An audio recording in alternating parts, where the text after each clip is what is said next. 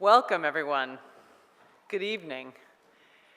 I am not Chase Robinson, the president of the Graduate Center, as you might guess. My name is Joy Connolly. I'm the provost of the Graduate Center. And as provost, I have the privilege of welcoming you to join us this evening, again, at the Graduate Center at the City University of New York. It's a very exciting evening. Now, clearly, many of the issues at the heart of tonight's conversation look very different today than they did just a couple of weeks ago. The two presidential candidates offered contrasting viewpoints and proposed very different policies related to gender equality at work. Now, I know that our guests here tonight have scrambled in recent days to refashion their thoughts. Our very own Janet Gornick, sitting here, second in the row, has played a central role in coordinating this panel and helping to rethink it in the wake of the election. And she's told me that the panelists will, of course, or have assessed the effects of the election result. But she also told me, and I was very glad to hear it, that their hope collectively is to take the long view, looking both backwards and ahead, helping us rethink, refresh. They plan to engage each other and you, the audience, as they assess the pathways forward. And I wish them success in that worthy and challenging goal.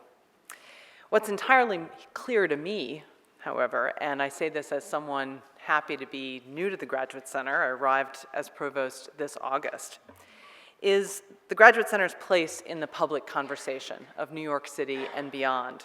This institution has fast become a leading venue for examining inequality in particular, and this is exemplified by our newly named Stone Center on Socio-Economic Inequality. The Stone Center is home to top researchers, experts, and a growing cohort of PhD students, and it's also, as many of you probably already know, it's the satellite office of the world's most important income database on socioeconomic outcomes, including income inequality and employment disparities. These data, the data collected by the Stone Center, have driven vast volumes of research on gender differentials, particularly as they relate to the workplace, our topic today.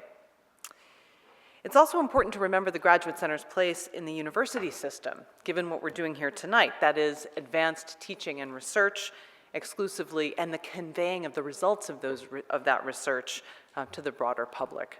Every year, our doctoral students at the Graduate Center, and brace yourself, this is an amazing number, our doctoral students teach almost 200,000 CUNY undergraduates, nearly half of whom are the first in their families to go to college. A full 40% of our CUNY undergrads come from households with annual incomes below $20,000, and many of them are young mothers grappling with the heavy demands of work and childcare in addition to school. Needless to say, then, the bold thinking that originates here, the critical discussion that helps shape public debate, is of the greatest importance, essential importance. It's reflected in the Stone Center's extraordinary work, as well as in, and now I begin a little list of some of the things we're proudest of, the Advanced Science Research Center, a spectacular facility in Harlem that builds on our commitment as a center to the bench sciences. Because, to paraphrase one of our presidential candidates, we do think science is real. It's reflected, too, across our more than 30 centers and institutes, whose areas of focus include Jewish, LGBTQ, and Middle Eastern studies, among many others. It emerges throughout our public programming, which covers a dizzying array of topics every week. And our bold thinking is reflected above all, of course, in our academic programs, which range from criminal justice, sociology, and urban education to women and gender studies and the history of art, and everything in between. So this evening, we offer you a multidisciplinary, multi-perspective look at a most timely issue, bringing together leaders from research, public policy, media, entertainment, business, and law. Their vantage points on gender inequality at work in a new administration represent the public and private sectors alike. Janet Gornick, whom I've already mentioned, is professor of political science and sociology here at the Graduate Center and director of the newly named Stone Center, until recently called LIS. For over 30 years, Janet has been a leading researcher and educator in the field of American social welfare policy, especially as it affects families. She co-authored 2 books on tonight's topic, Families That Work, Policies for Reconciling Parenthood and Employment, that appeared in 2003, and Gender Equality, Transforming Family Divisions of Labor, published in 2009, both widely used in college courses nationwide. Heidi Hartmann, sitting over here also to my left. Heidi Hartmann is president of the Washington-based Institute for Women's Policy Research, a scientific research organization that she founded in 1987 to meet the need for women-centered, policy-oriented research. She's a frequent media presence and a recipient of a MacArthur Fellowship Award for her work in the field of women and economics. She's also taught at Rutgers and the New School. Michele Ganeless, right here. Michele is a media consultant and, from 2004 until this year, president of Comedy Central. The Daily Show with Jon Stewart and Broad City were just 2 of the many series that rose to prominence under her tenure. She also sits on the board of the Posse Foundation, which identifies and trains youth leaders from urban public schools. Our last panelist has not yet arrived. Oh, you appeared. I'm sorry. I'm so sorry. I was looking and focusing on everyone to my left. Hello, Michele. We haven't met yet, but nice to meet you. It shows you how focused I get on audiences when I speak. Michele Coleman Mayes is Vice President, General Counsel, and Secretary for the New York Public Library, which she joined in 2012 after serving as Executive Vice President and General Counsel for Allstate Insurance Company. She served on the Presidential Commission on Election Administration and is the author of Courageous Counsel, Conversations with Women General Counsel in the Fortune 500. She also has an amazing, thank you.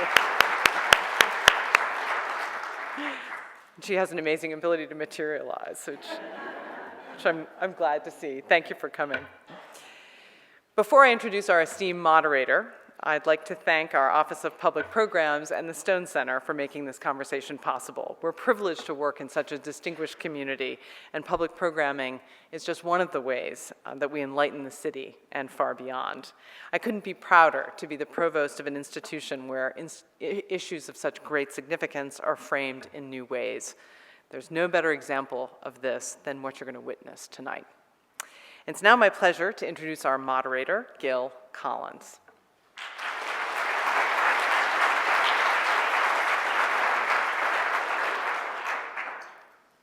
Gail Collins joined the New York Times in 1995 as a member of the editorial board and later as an op-ed columnist. In 2001, she was appointed editorial page editor, the first woman to hold that post at the Times. In 2007, she stepped down to finish her book, When Everything Changed, The Amazing Journey of American Women from 1960 to the Present. She returned as a columnist in time to cover the 2008 presidential election. Her incisive columns appear every Thursday and Saturday. I know all of you look forward to them as much as I do. And The Conversation, her weekly discussion with Arthur C. Brooks, appears every Wednesday. For those distressed by current events, one of Gail's recent columns lends some reassurance, and I quote, "However horrific you feel about what's happening in Washington, Chris Christie feels worse." I had to steal that line. So please do join me in welcoming once again our distinguished speakers. Thank you.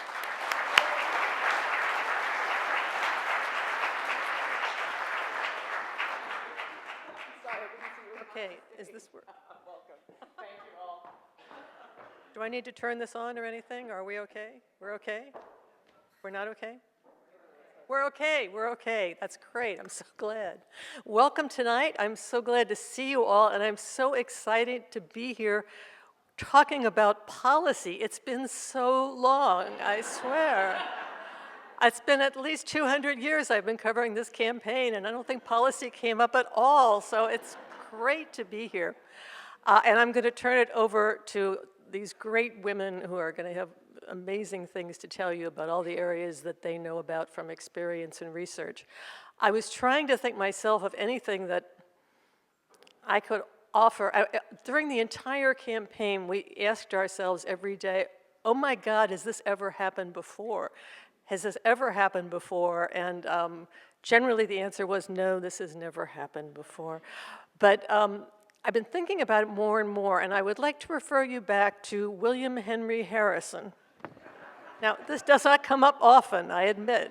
People do not often, and I actually wrote a book about William Henry Harrison once. It was not due to popular demand, but that was 1840. It was the weirdest election ever. You had this guy, William Henry Harrison, whose father was a signer of the Declaration of Independence, who grew up on a plantation in Virginia while his father was governor.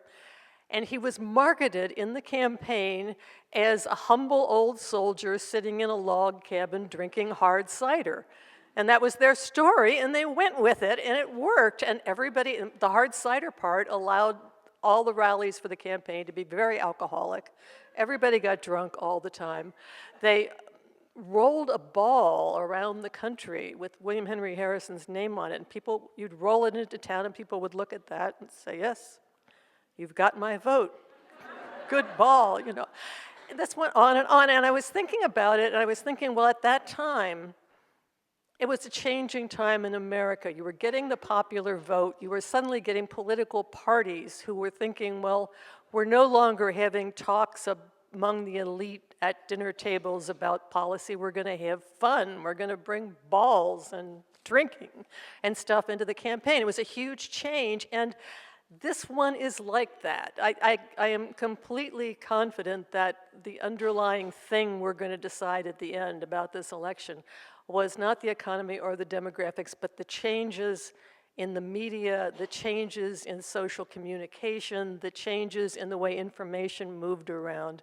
We were talking about this just before we came on, and Michele was saying, this is one of her thoughts, and I will not steal it, but that when you come into a new area, when things are very new and the way to think about them are very new, women are often very good at getting this stuff going. So this is the great thought I'm carrying forward right now. It's just like William Henry Harrison, except women will move us forward after this one. This is my thought, my one and only thought for you right now. But we're going to move on to a discussion of, remarks. I'm sorry. Everybody's got a thought, I hope, that will be more profound than mine. You do not have to mention a president of the United States who is dead if you don't want to. But Janet, come right along. Is that?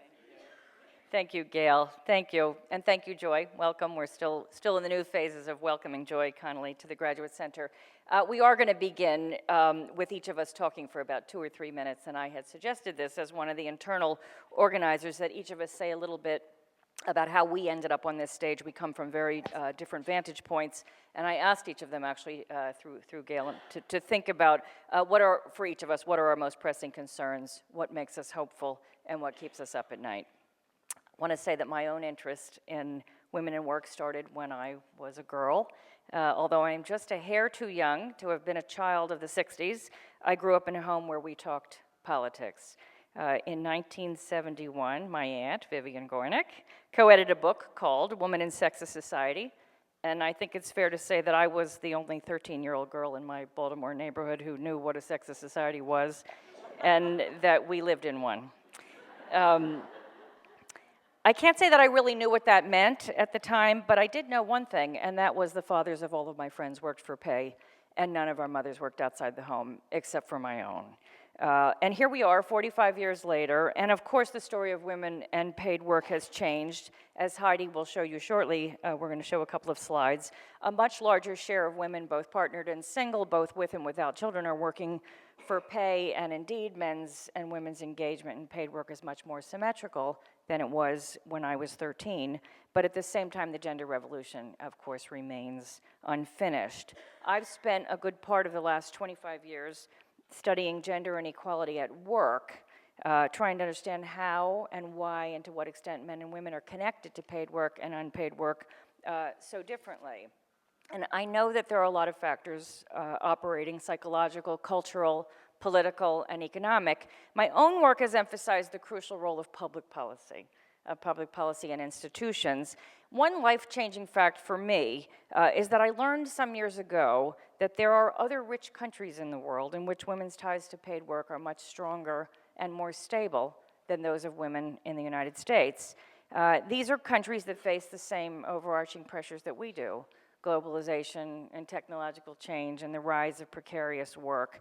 But in a lot of other places, gender disparity in the labor market, gender differences in employment rates and hours worked and in pay are much smaller than they are here, and men and women are more likely to work side by side. And I think there's really overwhelming evidence that one of the main reasons for these differences, why there are many other countries with better, more equitable outcomes, is because the institutions are very different in other places. As I've argued for years, designing institutions that lead to more egalitarian results for men and for women and for children is not rocket science. For the most part, we know what kinds of policies would lead to more egalitarian outcomes. What we're lacking here in the United States is not the science, but the political will. 2 weeks ago tonight, it was clear to me, it seemed clear to me and to many others that we were very likely on the eve of a substantial change in relation to the policy reforms along these lines. Hillary Clinton and many of her advisors were ready to go. They were literally ready to go. They were ready to go with legislation on paid leave, on child care, on working time protections, on the minimum wage, and on many others. And these are policies that would have moved us closer to the world that I would love to see. The election, I don't have to tell all of you, went the other way. We changed the name of this panel. It was called What Next, and now it's called What Can We Do Now? So we need some serious thinking, and we need to refashion some effective strategies that are appropriate for these complicated times. The very last thing I think that we should do is to hibernate for 4 years. I hope our conversation tonight might shed some light on where we should go from here. And although I'm a non-believer, I would add, God help us. Michele, go for it. All right. Well, I come from a very different background. Been in the private sector my entire career. I suppose have lived the experience of gender equality and inequality. I started in the cable television industry in the early 90s, and at the time, there were a lot of great women running the companies that I was a part of. A woman named Judy McGrath was running MTV, a woman named Jerry Laybourne was running Nickelodeon, her number 2, Ann Sweeney, went on to run ABC. The early 2000s, there were, every major network's entertainment division was run by a woman except for one, that was Jeff Zucker at NBC at the time. And so I looked at this as an industry where I could succeed.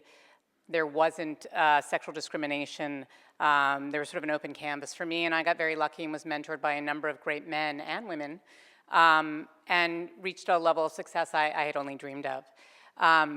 I chose about 6 months ago to leave my job at Comedy Central for a lot of different reasons, and to try some new things, but certainly a large contributing factor was what I felt was the reversal of the environment that was part of the television industry when I joined.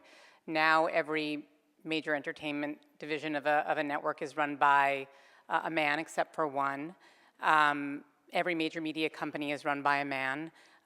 Every major news network or every major news division of a broadcast network is run by a man except for one, Deborah Turnus, who runs NBC News. And so I found myself, as I reached a great height in my career in the private sector, more and more among men, and felt more of an outsider, the irony of becoming successful and feeling like an outsider. And so I've opted out, and when we talked this weekend, you asked me, why do you think, that change has happened? And I wish I had an answer, because then I could really try to solve it. But I think part of it is just these institutions have become the establishment as opposed to the new, and the men that were in senior jobs have stayed in those jobs, and women have either been pushed out or opted out, like myself. But I think there is optimism, and I think the optimism is in the disruption, as we talked. I chose to write a piece the day after the election about how to talk to my daughter. I have an 8-year-old, and she went to bed on Tuesday night 8th saying, what are we going to do if Donald Trump wins? Which I, of course, did not think was a real possibility, although I had a sinking bad feeling.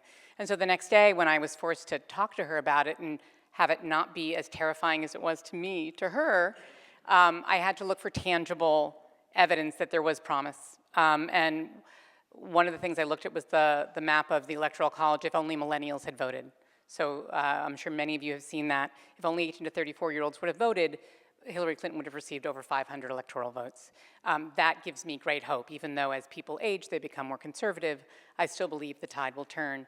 And then I do believe that in times of disruption, necessity is the mother of invention, and mother is not used there by accident, because we have to come up with new systems. Certainly in the media industry, a new business model has to be created because the old ad model is not working anymore. And I think there's never been a better time for women to start their own companies, because there's a huge appetite, perhaps bigger than ever before, for content and products that are created by women and for women. So that gives me optimism. And even the 6 months that I've been out of my old job and out of my old industry, I've met with so many women that are starting great companies that I see, as having great potential to succeed. And I think, I'll leave it at that for now, but I think the disruption is actually the blessing here. Thank you so much. Heidi, go ahead. Hi. Well, I did start my own company. The only problem is it's a nonprofit. So, but in thinking about how I got into the issue, I think it's true that from a very early age, I noticed that women earned less than men. And I noticed that because my mother was trying to raise 2 children on her own. My father was a gambler, and to hold the family together, she really had to divorce him if she had any hope of raising her children out of hunger. And so she worked very hard all her life, but we never had as much money as any of my friends, and we lived in a very low-income area because they at least had a male earner. And so that was very obvious to me from really the beginning. But it really wasn't until I started graduate school in economics that I started, really looking at women in the labor force in earnest. And I've always noticed, 2 major differences between women and men in the labor force. One is women typically work in different jobs than men, and even though we've made a lot of progress in having more integrated jobs, and that actually the integrated parts of the labor market have grown faster than others, we still have about half of women and men working in jobs that are predominantly done either by women or men. And then the other thing you notice, of course, is the wage gap. When I started working and studying this, women earned about 60% of what men earned, and now they earn, actually this year for the first time, looking at annual earnings, 80% of what men earn. So you could say that, in my lifetime, I've seen half of that wage gap disappear, which is pretty great. But I think the general feeling that women have is that, that really sucks, because it's really a slow rate of progress. It's a really slow rate of progress, and when we calculate, projected forward at the Institute for Women's Policy Research, my nonprofit, we get 2059 before women will reach equality with men in pay. And sometimes I look at that number and I think that's even kind of optimistic. So I'm not sure how long it will take. I mean, I am confident that in the long run, women will get equal pay. But I think that it still remains the most salient issue for women, and particularly many young women, because when you look at the last 10 or 15 years, there's been very little change. It's been almost flat for at least 10 years, no further progress. And I think when women say they want equal pay, they have a lot wrapped up in that. They mean respect on the job, people listen to them, they can express their thoughts and people will take them seriously, they won't talk over them, they won't say, oh, Bob, what a good idea. And they'll really be heard and listened to. And that they'll have a shot at promotions, they'll have a shot at economic security, pensions, and they'll be able to support their families. So I think that's what women are looking for. And in fact, we've also done a calculation that if women just had equal pay, the same pay as men who are similar in terms of education and other aspects, we would eliminate half of the poverty in the United States in families in which there is a working woman. So it's a huge demand, it's a powerful one.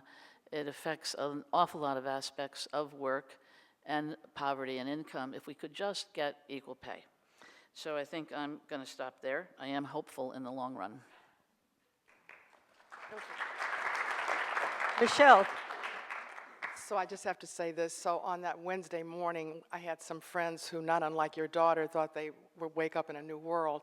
And instead, I thought I was going to put them on suicide watch because they were that depressed. But one of the things that I will tell you, and it's a quote from Barbara Jordan, and many of you may know, she was the first black Southerner that was elected to the House of Representatives. And she said, life is too large to hang out a sign that says for men only. And I say that because at the end of the day, in the sectors in which I've worked, and I spent 30 years working for Fortune 500 companies, there's always a scramble for talent. And if you are looking for good ideas, and I don't know a company that I worked for that wasn't trying to innovate, some of them more successfully than others, but if you're trying to innovate, you do need new ideas. And if you need new ideas, you need different perspectives. If you need different perspectives, you need different experiences. To get that, you need diversity. And so I remain optimistic that many of the companies that maybe won't have a policy reason for doing it will be looking at their bottom line. And as a result of that, they're going to not turn their backs on the many women that are already in the workforce. And if you look at the stats now, 37.5% of women populate the Supreme Court. There are 35% U.S. Circuit Court of Appeal judges, 33% federal district court judges, 24% female GCs, 19% Fortune 1000 general counsel, and 31% are law school deans, and they're not going home on their own. And so what I would say is that we have to pause, as much as that's hard to do, and be vigilant. And when I talk about vigilant, I don't think many of us like the state we're in because there's so much uncertainty. I couldn't begin to predict what we're going to do next, but we cannot be silent. And that is one of the hardest things to do when you feel cowed or cowered by something. But I also want to stress this because there was so much misinformation in this election. Do your homework. You need to be curators of information. And people think because they can find it when they Google it, it is gospel. They may both start with a G, but that is not the case. So I'll stop there. Thank you. We're now going to dive into issues in a bigger way. Heidi, if you'll talk to us a little bit more about public policy, and starting with the pay gap, please. Okay, let's see Heidi has some slides. I'm sorry. Let's see if we can get these on. Here we go. So, you know, I might just need to stand up because I need to be able to look at these. So what we have here is going from 1950 to 2014. We have the share of women that are working in the labor market and the share of men that are working in the labor market across all those years, ages 16 and up. So the fact that the top line, which is men, has been falling. It used to be 86.5%, and now it's down to 69.1%. Part of that drop is aging. Part of that drop is that men stay in school longer. And part of that drop we don't have an explanation for. But I do call this, by the way, Hartmann's law of convergence. And what you can see for women is that their labor force participation has grown from 33.9% of all women 16 years and older back in 1950 up to 56.7% today in 2015. But you will also notice for women that the, see, I might have a little line here, that in around 1980, 98, 2000 is actually when this peaked. And it's actually been going down a little bit since then. Again, that can be partially aging. Actually, women are aging too, as well as men. It's sad, but true. And but it may also be that we've kind of reached a barrier, you know, of how high we can go, given that we don't have things like subsidized childcare, paid family leave, and we also don't have equal pay, which certainly is a turnoff. You know, if your pay were higher, you would probably work more. And this shows what's been happening to men's and women's earnings. And one very interesting thing is that both in, where's my little red line? Here we go. In 1960, this one starts in 1960 and goes up to 2015, very steep earnings growth between 60 and the late 70s for both women and men, but the gap actually grew a little bit. And now, since the late 70s, you really have pretty flat earnings for men. And the flatness of real earnings for men is, of course, something we've been hearing a lot about since the election. For women during this period, most of the time, their real earnings grew. And part of that is that they began to catch up with men in human capital. After World War II, we had the GI Bill. A lot of men went to college. That was the first time, really, that men got way ahead of women in education. And then after that, all these years, women caught up to men in college education and even have exceeded them in college education. So as you catch up with your human capital, we economists like to say, you know, your wages will catch up too. And as we saw in the last chart, more women are working. So that means more women are gaining years and years of experience in the labor market.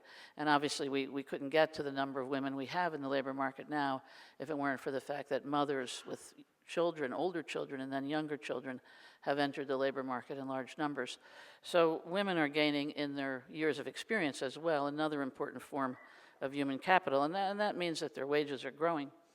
And so, but what you see here is that for about this 10 or 15 year period from 2000 on, a very flat earnings growth for women, really, and just tip up in the last year for women and men. So I think that when I see how much more press there has been about the wage gap, how much more anger I think there has been among young women about the wage gap, I think it is because of this last 15 years or so of real stasis, of lack of progress. But we do see a little progress here in the very end. So here, this is again, starts at 1960 and goes to 2015. Where's my red dot? There it is. And this is the period in which we saw very little change, from about 2001 to 2013. And in the last few years, we're seeing some upward movement. And, you know, I'm imagining we'll see some downward movement again before we see more upward movement. But what this tells me is that, we've gotten so far, and there's been a general lack of progress. And I think this is because of the lack of public policy really addressing these issues. And I think that's what we're confronting now. And as Janet said, we were certainly hoping for change in the next administration.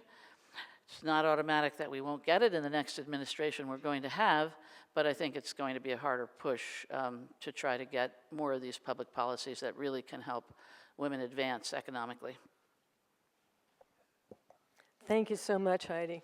Janet, before you start, Janet is going to talk to us about work and family policy, her area of expertise. I have to ask you one thing, because I have always said this, and it might be wrong, but you have to tell me if it is. People often say that the United States is the only country that has no guaranteed paid maternity leave. But my understanding is that this is not true. There's Papua New Guinea out there still. Thank God. I'm so glad that that's right and correct. That is true. We used to be joined by Swaziland and Lesotho, but they moved ahead. Let's see, we're looking for some slides for me.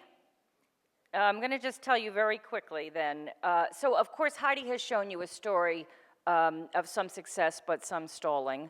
And I just want to tell you, I'm not going to show you, but I'm going to tell you that two important things. And one is that many of these outcomes that Heidi has shown you, gender wage gaps, participation rates, she actually had some other slides that we didn't get to because of time. Many of these outcomes are better, meaning that there's more equality in other countries. The countries that I'm going to compare us to, I'm going to just show you very quickly a couple of snapshots, are countries from Western and Northern Europe, the ones with the most similar economies and labor markets to what we have. So the one thing is that outcomes are better in other countries, but the other thing is that many other countries have surpassed us. So many years ago, 25 years ago, the US was a leader in many gender equality outcomes in the labor market, but we're now a laggard, and among the 36 countries in the OECD, the Organization for Economic Cooperation and Development, among college-educated women, our employment rate is dead last. So it's many other countries have passed us because they've developed policies that we haven't. So let me show you what a snapshot looks like very quickly. A couple of areas that are really important. Paid leave, there's all kinds of discussion about paid leave. It's complicated. There's many forms of it, maternity, paternity, parental, and so forth. I'm just going to show you one indicator, and this is about women. I could show a similar slide about men, but I won't for now. This is the number of weeks of paid leave in the national law that a woman would get following birth or adoption, and it's weighted by the benefit level. So 10 weeks at 80% pay would be marked as 8 weeks. So that's 12 European countries, and you can see that's a typical story, somewhere between 12 and 42 weeks. You know the expression, the US fell off the charts? Well, the US fell off the chart here. And what is the implication of this? Now, of course, we do have some of this at the state level, but it's not very much, and a lot of women get it in the private sector. But as you can imagine, those who get it through the private sector, it's very regressive. Who gets it through the private sector? It's highly skilled women, higher education and higher income homes. Women who are changing sheets in hotels, for example, get nothing. So the implication of this, as a huge amount of research will show, is it causes a lot of women to drop out of work when they have kids. It causes a much bigger wage gap between mothers and non-mothers and a lot of instability. Just very quickly, in addition to that, in the US, we work very long hours and we work many more days per year than do people in other countries, and that adds further to pressure, and in practice, that means more and more women working part-time intermittently and dropping out of the labor force. This simply shows the average work week as per regulation, and the US has a long work week. That's the longer bars there. We are at 40 hours. It's a standard work week, haven't reduced it in 70 years. All the European countries are reducing for men and women. And the shorter bars show the number of days in the law of paid days off per year. That's not related to parenting or care, that's simply paid days off per year. So we work many, many more hours than people in these countries, mostly because we work more days per year. It drives a lot of women, again, out of the labor market and also into substandard employment. And then finally, there's no great mystery here. Another thing that is very important for securing women in the labor force is our public investments in child care. Across many of these countries, investments range from about 2% of GDP on down, and we're down there hovering around Greece.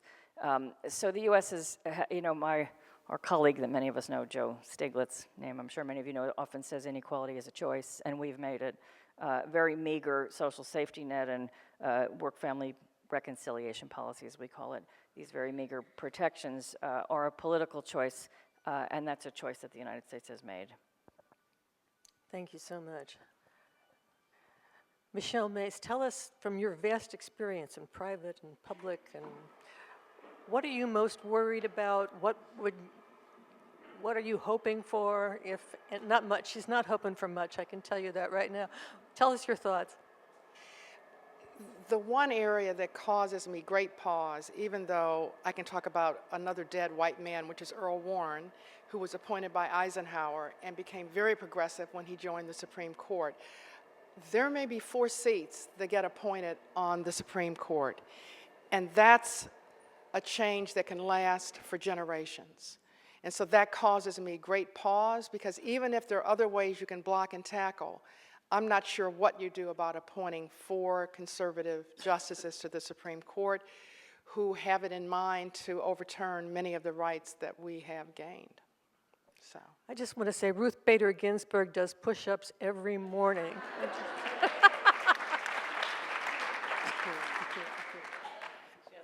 yeah, okay. I don't know what to do with that. Okay, all right. Michele, tell us, I mean, women in entertainment is like one of the famous topics right now. Tell me what you're thinking and what your hopes and fears are for the future. Wow. I don't want to be Debbie Downer in a moment of where everybody is Debbie Downer. I have to look at the opportunity, because what keeps me up at night is that I started in a company led by women. In the last big corporate meeting I was in, I was one of 2 women in a room of 22 people, 2 women. And so I don't know how it got that way. I have done my own self-examination of how did I not push hard enough for other women? How can we help? What gives me optimism is that there are a lot of small companies in all forms of media, starting up content companies. I'm sure many women and men in here receive the Skim by a show of hands. Anybody in here receive the Skim every day in their inbox? Okay, hopefully more. There are 2 young women who started a newsletter every morning that digests the news for them. They started, I don't know, maybe 18 months ago and have gained quite a following. A woman named Sally Krawcheck in the private sector who was very successful on Wall Street and yet still hit a glass ceiling, has started a a company called Elevest to help women invest, because she also believes that the wage gap is not just 80 cents on the dollar, but it's the way women invest for their retirement. Women live longer. More financial planners are men, and they don't cater toward women. But women have, I think it's 70%, I'm sure somebody on the stage could correct me if I'm wrong, 70% of the purchase decisions made in households are made by women. So I think you're right in that we have to harness our power and not sit back and, speak with our economics as well as, with our hearts in the media business and elsewhere. I don't have the one thing that's going to change the media business, other than I know that the model is broken for everyone, and men like Rupert Murdoch and Sumner Redstone cannot live forever, even though they claim to be able to. So there's going to have to be change because people are not watching commercials anymore. The economics are changing, and those 18 to 34-year-olds who overwhelmingly voted for Hillary Clinton are going to be taking over with these small companies, and I think upending some of the bigger companies. Go ahead. Tell me what, the worry, the great new media worry that I keep hearing from everybody is that when you have the whole point of the new media is choice, and you're being able to pick your thing all the time, that people are only following the things they already believe. And that, when I was editor at the editorial page, we had a rule that you tried every day or every other day to get some conservative or some other person to write an op-ed who disagreed with the editorial policy of the New York Times. And never once in the 5 years that I was editor did anybody ever call or write and say, "Thank you so much for running the piece I didn't agree with." It was so opening to my eyes to read the thing that I did not agree with. It never, ever happens. And you just do see people sort of more and more squished in their own special trough, and Yeah, I'm not sure what the answer is to that. I know there's been a lot written about the Facebook algorithm and people's Facebook feeds. I think, Margaret Sullivan, who's now at the Washington Post, wrote this week that she believes, that Mark Zuckerberg should hire an editorial director. I believe that was what it was, that to help curate the feed so that people don't, A, put out fake news, and B, just get the same content that's just confirming what they already believe. I was in comedy for a very long time, and the same thing happens there. People want to go see comedians that they agree with. Unfortunately, if there's money involved, people are going to continue to put out content that's going to sell, and contrary content doesn't sell to a lot of people. So I wish I had the answer, and perhaps it's in some of the new media, whether it's BuzzFeed or other, Now This News, other small news organizations that are trying to be disruptive. Perhaps they'll come up with the answer. Can I ask you one more question, then I promise we will go on to the greater issues at hand here. I've never been able to understand why, if you look at talk radio, no liberal has ever been able to do well on talk radio, and no conservative has ever been able to do well on late night comedy. Why is that? What does that mean? I did not receive these questions in advance. I'm sorry, you can say, Dan. No, I have no idea. Moving back to our topic, Janet. We've got one of the surprising things, I think, for some people when you're talking about family policy, work leave, and the new administration that's coming in, is that during the campaign, Donald Trump did have some proposals that were worked out by his daughter about providing some kind of a mandatory maternity leave that did not definitely include men, which has always been one of the thoughts that it should do both. How do you feel about something like that? If you get half a loaf, do you take it, or do you want larger loaves and fight for that? Somebody yelled no already out there. No half loaf? Actually, well, just to back up, Gail, that's absolutely correct, as I think a lot of you know. The Trump campaign put out a maternity leave plan, and they put out a child care plan. That is the first time in history, as far as I know, that a Republican candidate has put out a policy plan in either of those areas. Now, that I think is good news. The bad news, of course, was it was an extremely regressive plan. It was maternity leave for mothers only, which is like something out of the Mad Men era. You wouldn't expect to see that in 2016. And the child care plan was, as Republicans love it, a tax break plan that was slightly more just tweaking what we have already. But I do take that as a sign of the times, and apparently it is true that he was influenced by Ivanka, and also, of course, the Hillary campaign was out there. This is a question I have to say, I've been in many seminars and workshops, and I'm asking that to my students often. If, hypothetical, you had you were queen for a day and a policy was put in front of you of 1 year of maternity leave and nothing for men, would you sign it or veto it? I would veto it, actually. Other people might sign it. I think that we're trying to do two things. We're trying to, protect families and kids and all of that stuff, but also not to create new forms of gender inequality. There is no country in the world that is now putting in lengthy maternity leave that has no benefits for men, so that was really just completely not of the times. That said, there are Republicans interested in this issue, and I do take some hope. I actually do feel, I don't think it's impossible that some of this will move forward in the next. Anybody else have any thoughts about that, Michele? One of the things you notice is if a policy is only used by a woman, it has a different taste to it. It becomes, that's the woman's thing.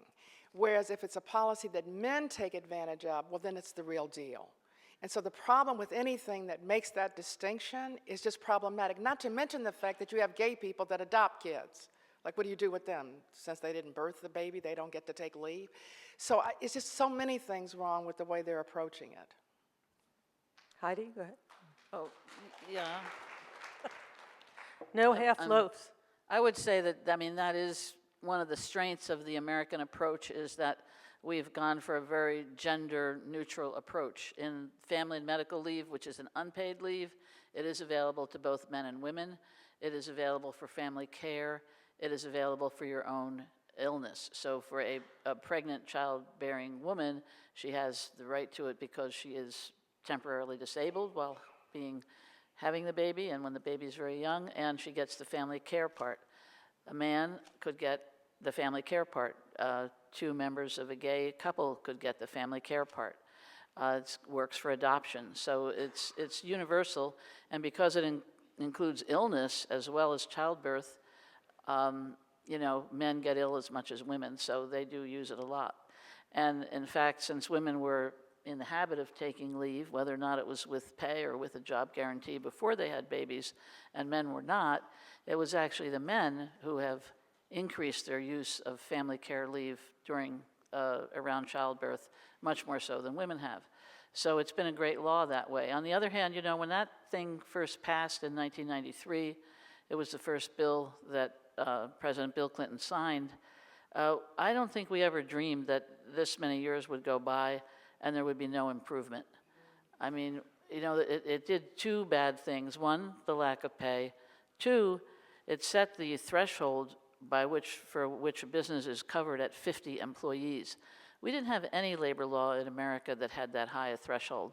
They were all 15, some were 1. So to go to 50 was a huge compromise that we had to make to get something to pass.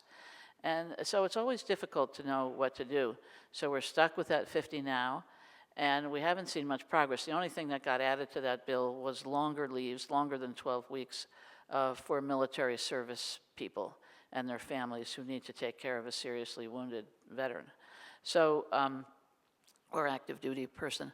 So we haven't made much progress. And so when I look at, could the Trump administration do a 6-week paid maternity leave using the unemployment insurance system, which is what the proposal is, as I understand it, should we do that thinking, oh yes, it won't be long before we get to add men to that, or before we get to add illness to that, or should we really fight it because it is so inadequate? So it's just going to be an interesting thing to see what happens, really. But I have to tell you, I have a friend who's very progressive. Joan Williams runs the Center for Work Law at UC Hastings. So she has a small business, if you will. She struggles with having paid leave if she has 5 workers. And she's dealing with it right now. She says she doesn't know what she would do, even though she's been an ardent supporter of women's rights since time began. She's struggling with paid leave if she had to do it for the 5 people in her workforce, because 2 are pregnant right now. I would like to say I have no sympathy for that position at all, none. I'm an employer of a small research institute in Europe, and we've had at times a staff of 6, 8, 10. Lots of people have had kids. We had a huge fertility boom. I can't explain that exactly. I think it's because it was a good place to work. And I must say, though, in all seriousness, when people raise the issue, I'm going out on leave, we would never question it. It would never be questioned. Part of it is a cultural issue.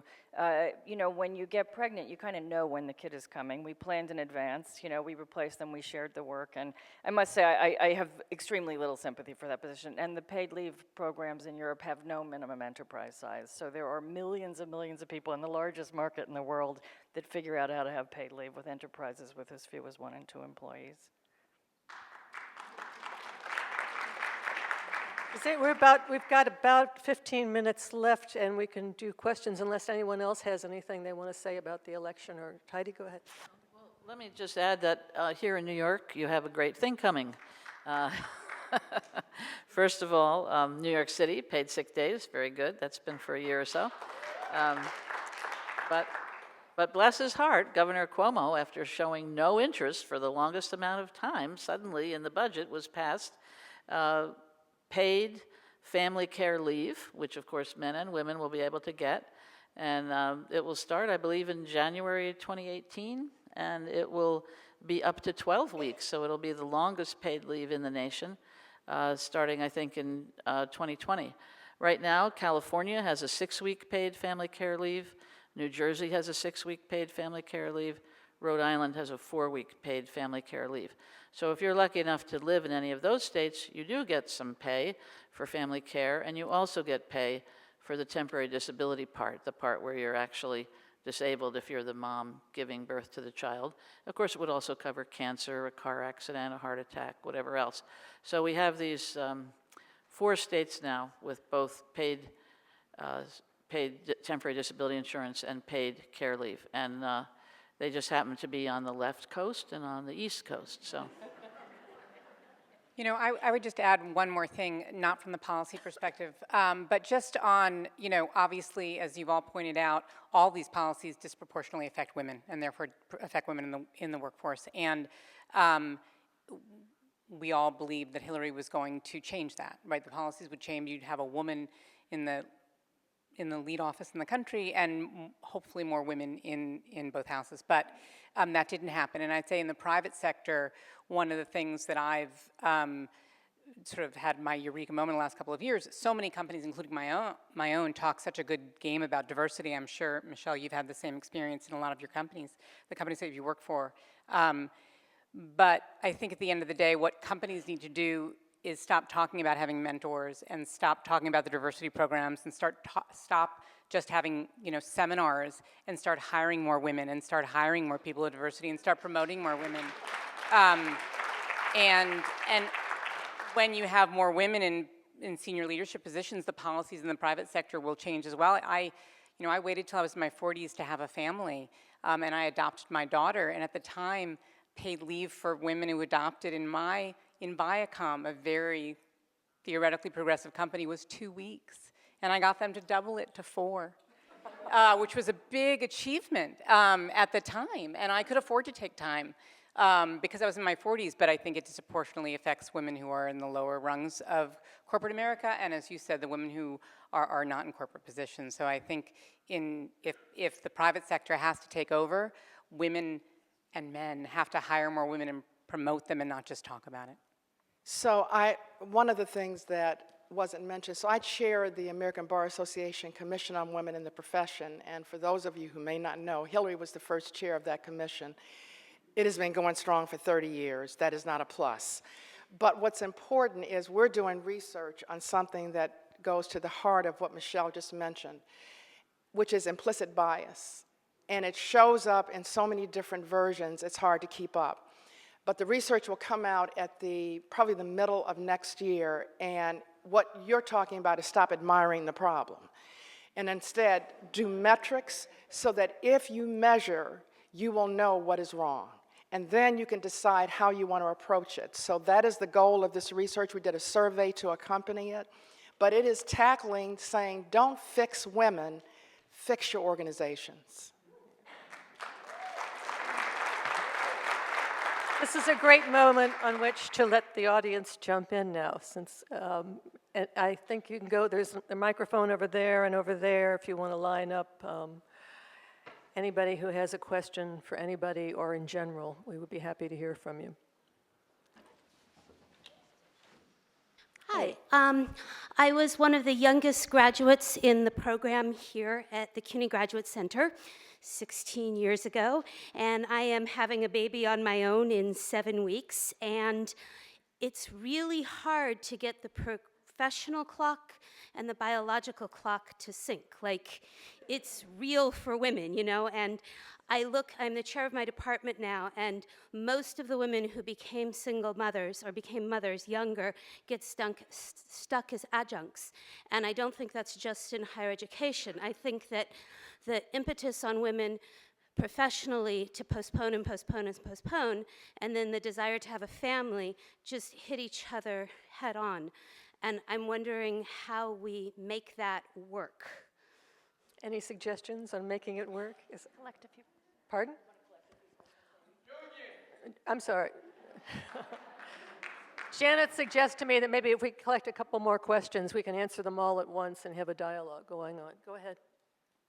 I'm wondering, there seems to be a lot of women in this country who don't necessarily feel the way that most of the people in this room do about this issue. And I'm wondering why you think that is and what you think we can do on our side of it to include them in the conversation and then empower them to feel the same way. Thank you. And go ahead. Number 3. So I grew up in the 60s and always felt a little weird because I loved mathematics. I majored in math and I've had a great job ever since. And I have a daughter, and when she was in 6th grade, I went and attended her class on Open School Day along with all the other mothers. And we went to the math class, and all these mothers are sitting there in front of 6th grade math saying, "Oh my God, this is so hard. I don't know how she can do this. Oh my God." How can we, because I believe it is cultural, in this country, women do much worse on math exams and GREs and SATs than men, but in Scandinavia, it's quite the opposite. How do we get women to break down these negative perceptions toward math so they can participate in some of the well-paying jobs that are available in the STEM area in this country? Those are 3 great questions. Thank you. Does anybody want to jump in right away? I'd be happy to respond on the to the woman having a child now in the middle of your graduate school career. No, I'm the chair of my department. I finished my PhD here 15 years ago, and it took time. Yeah, okay. Anyway, we've been doing a lot of work on students who are also parents at IWPR, and about half of African American women who are college students, and they could be of any age, have children under 18. And that's very high. It's not quite as high for Hispanic women, but almost. Native American women also pretty high. So this problem of a lack of childcare, a lack of on-campus childcare, a lack of supports for student parents who might need paid leave between semesters and take a semester off with pay, with still getting some stipend to live on while they have children is very important if we want to equalize educational opportunity among women of color and white women. That issue of supporting students who have children, I think is very important. Janet, go ahead. Well, I'm going to comment on the question about women who disagree, and if I understand your, and not that I have an answer to this at all, but if I understand your question, you know, I think a lot of people were sort of shocked by the demographics of the election and these numbers that we heard of such a large share of women, especially white women, especially married women who voted for Donald Trump, despite, you know, everybody's certainty that they never would because of the Billy Bush tape and many other things. And I think I would only say the following: it's complicated. I don't think a lot of these women were lost because they disagree with what we're saying this evening. I don't think we lost them because they're women or because of gender. We lost a lot of votes because of class, and we lost a lot of votes because of anti-government sentiment. And I think those just, dare I say, they trumped the issues of gender. There is such deep distrust and dissatisfaction and misunderstanding of the role of government. And from what I understand from a lot of survey data, a lot of people would like to see a much more egalitarian world along the lines of what we're talking about, but they don't believe that public policy is the road. I also think, if I could just say, I think this election is so incredibly idiosyncratic. I think it's hard to, I don't think we want to generalize terribly much from what just happened, because it is so extraordinarily ahistoric and idiosyncratic in so many ways. And so I don't think we lost women because they disagree with what we're talking about. Lots of polling data would say otherwise. We lost women because something went mad in this election, in my opinion, and it had to do with a misunderstanding about class interests, and I think a tremendous misunderstanding about the power of government. On the math thing, which anybody or any teacher that at this point even suggests that women can't do math or won't be able to do math should be drawn and quartered. It doesn't happen very often. But there's been an ongoing concern for so many years now about women in science in particular, and trying to get more women in some areas of science now. It's gone, especially like biology, I think.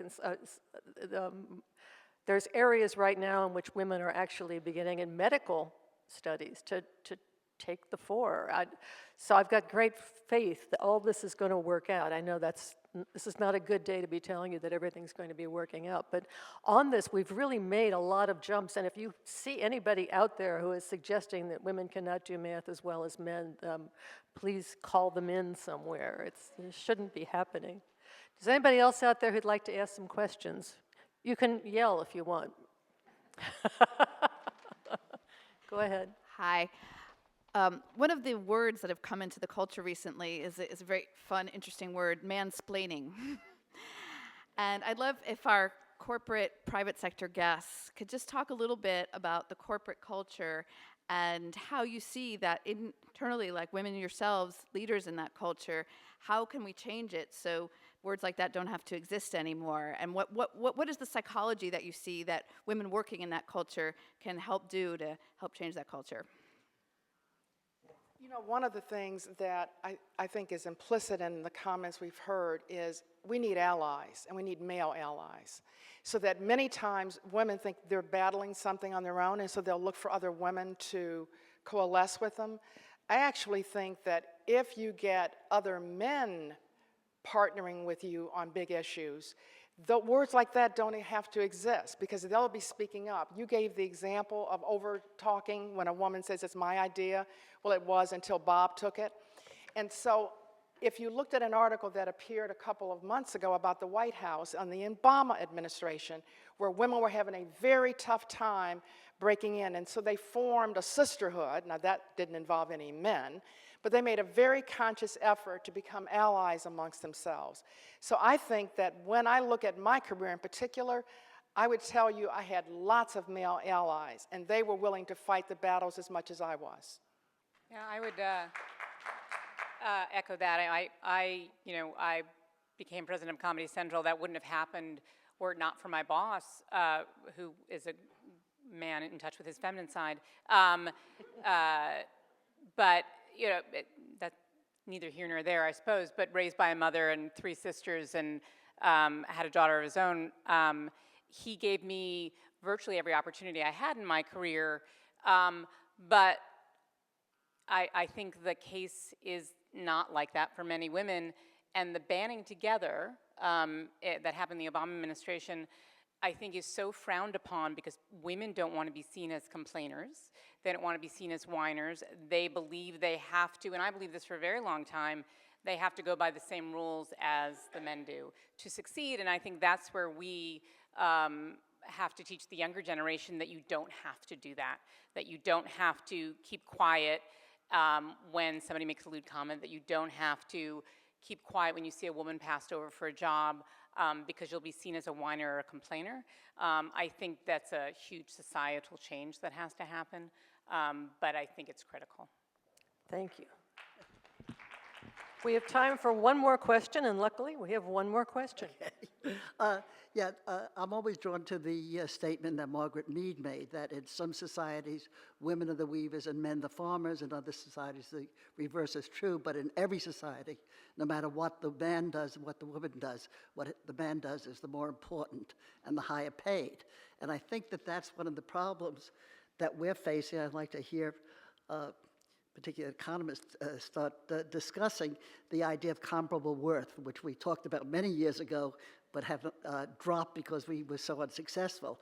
The real problem in equal pay, as I see it, and as someone who has litigated this issue a lot, the real problem is it's not women getting paid the same as men under the law for jobs that are essentially exactly the same, but the man's job as head of the science department versus the woman's job as head of the English department is always paid more. So unless we start addressing that problem, I don't think we address the problem of equality. We'll never address equality of wages, I don't think. Thank you. Anybody thought? Go ahead. Well, that's absolutely correct. I mean, there are a million studies on decomposing, as we say, the earnings gap between men and women, and it varies, but about half of it is because men and women do different work. So indeed, equal pay for equal work is not going to get us to equal earnings at the end of the day because there's so much segregation by occupation. It has lessened over the years, but I think Heidi had another chart, actually, she didn't show it, that has stalled as well, but that's absolutely correct that men and women are still doing different work, and we don't want to lose sight of that. I'd like to say something optimistic. Could I do that on a slightly different note, and then we're going to close? This too shall pass. And what I mean by that is, even in my my lifetime, I've been through 3 cycles recently where we were on the eve of policy reforms along the lines of what I've been talking about. And Hillary's campaign had my charts, and Obama's office had my charts, and the Gore campaign had my charts. 3 times in recent years, we were on the verge of a lot of policy reform to make us look more like other similar countries. That was right before the 2000 election. Gore was running, as Heidi well knows, on putting wages in the Family and Medical Leave Act on universal pre-K. That election went south, obviously, and all of that stopped for 6 years. There was total silence in Washington. Then there was a double Democratic Congress in 2007. My little phone started to ring again. Everybody wanted my little charts because we were going to move into a new Democratic administration, and all these bills were written again. And then Lehman Brothers happened, and that didn't happen, and we just went through it again. So what I want to say is there's a huge pile of legislation drafted and ready to be signed. I swear I've seen it. And charts, too. Heidi has seen it, and I know it's there. And we need a political opportunity, and we need to be ready. And I think we should be ready 2 years from now. And this too shall pass. 4 years feels like an incredibly long time. A lot of people here are over the age of 35. We know that. This too shall pass, and we need to be ready for the next administration. We need to be ready to work at the state level. I'm not very hopeful about that, but we need to be ready, and we are ready. So we have to keep our eyes on the next opportunity and be prepared.